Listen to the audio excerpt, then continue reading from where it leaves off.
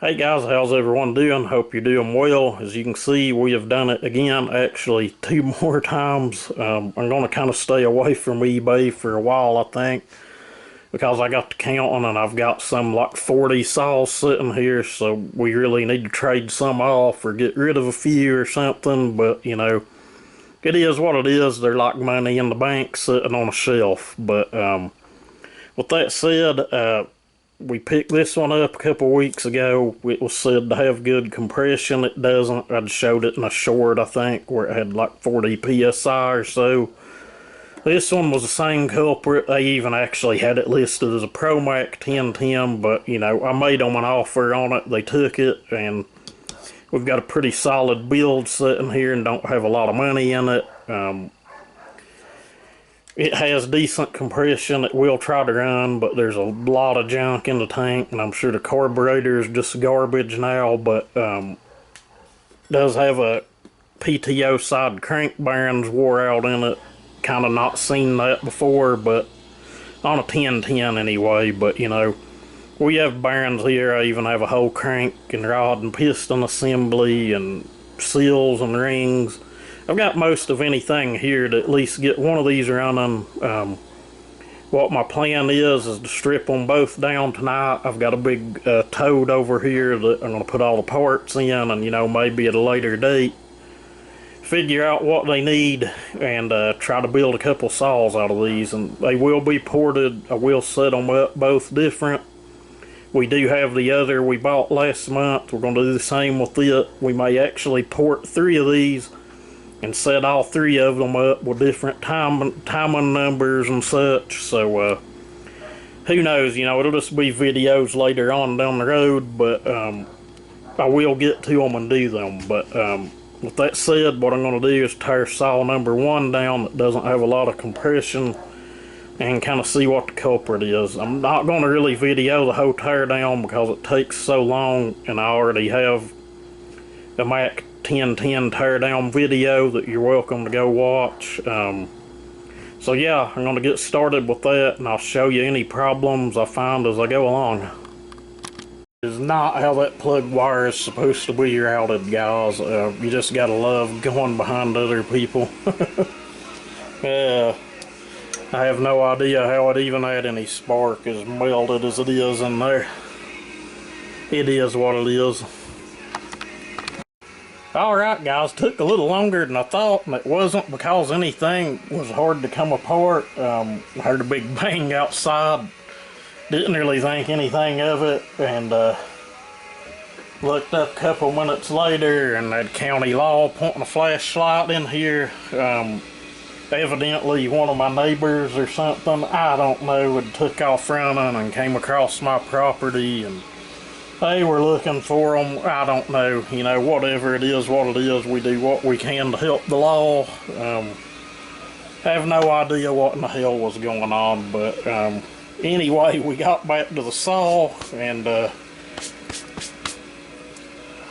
to pull it apart. Smells real nice, looks real nice. I don't know, like they run it through a hot tank or something. I guess when you're looking at a saw on eBay and it looks clean, so that old deal, don't judge a book by its cover, it may be a piece of junk when you get it. I've not slid this piston out, I have no idea what it's going to look like.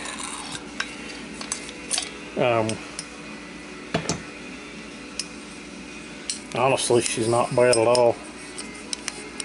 Not bad at all. Rings are stuck. About all that's wrong with that one. We probably heat that up and get the rings out of it and put another set in it and it'll be just fine. This is one of the really older ones. I actually have a crank and piston over here identical to it. Seal's kind of hard as a rock on that side. It's still seating good though. Bearing feels good. Yeah, not too bad at all. Like I said, I actually have a whole setup identical to this over here. We could just slide right in that, put it back together, and more than likely make a runner out of it. But I'll probably heat this up and try to get the ring out of it. It's not scored or anything, as you can see. It's just stuck. Piston looks and feels good. Saw does smell like it's been hot tanked or run through some kind of chemical bath though. And as usual on these Mac 1010s or any of them, you've got that crud in the bottom. I don't know that I'll get the other saw tore down. I do have everything laying here to do it, so it would probably go pretty quick. You guys will probably never see down in there, but I'll give you a look anyway. Maybe try to put the slide on it.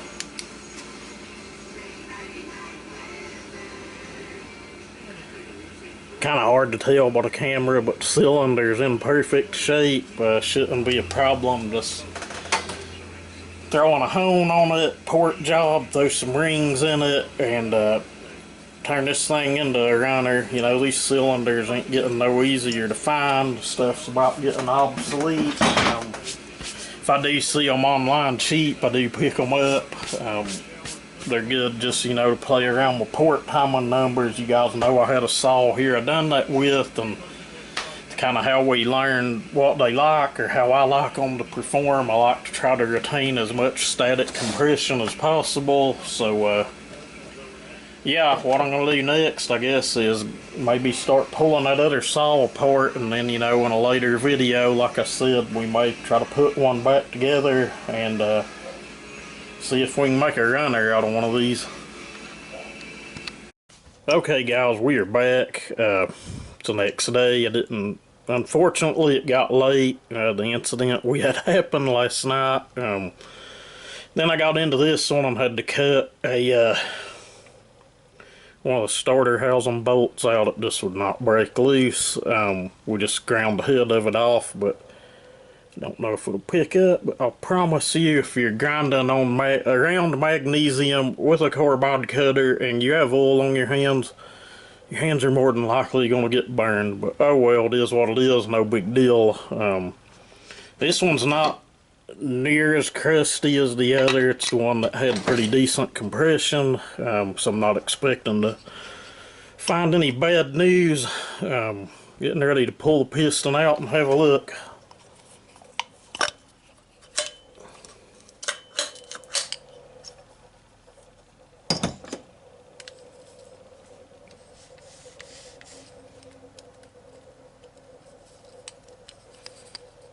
Again, got a pretty good looking piston. You got your normal crud and carbon on the top of it, but we clean that up, put some rings on it and some of these seals, and go back together and have a runner.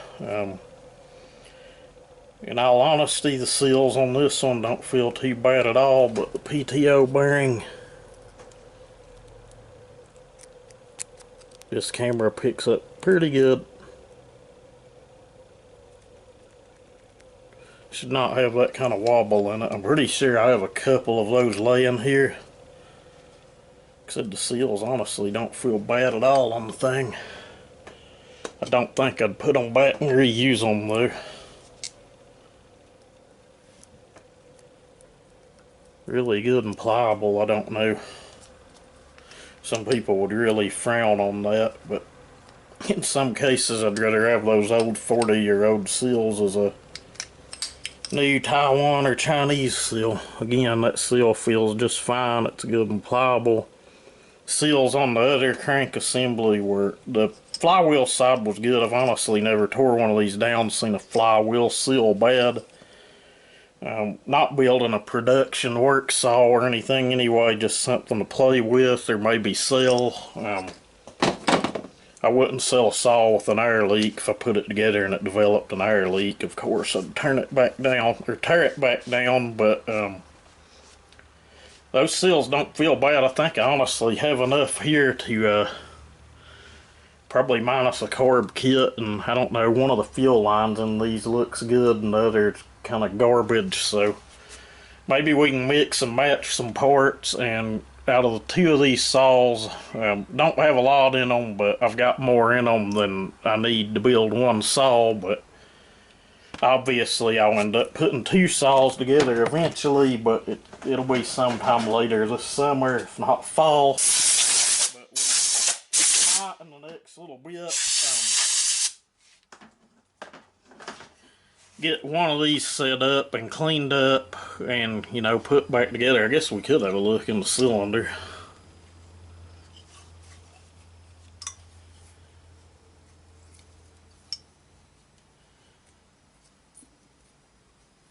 Cylinder's pretty nice. It just kind of full of gunk and carbon inside. Need a good cleaning. It's actually a lot more carbon in that one than the other, but yeah, we've got two good candidates here for builders. All I really need is I'm missing the long, I think two of the long, maybe just one, the side cover bolts for the starter cover. Some of you guys will know what I'm talking about. It's kind of a tapered bolt, and a hold down for the carburetor on one of them. But you know, one of these we may just kind of try to do like a hot saw, maybe build a pipe for it and do a velocity stack, and you know, kind of see what we can get out of one there. That'd be cool. I'd really like to have a pop-up welded on one of these pistons, but finding somebody to do it's not going to be the easiest thing in the world.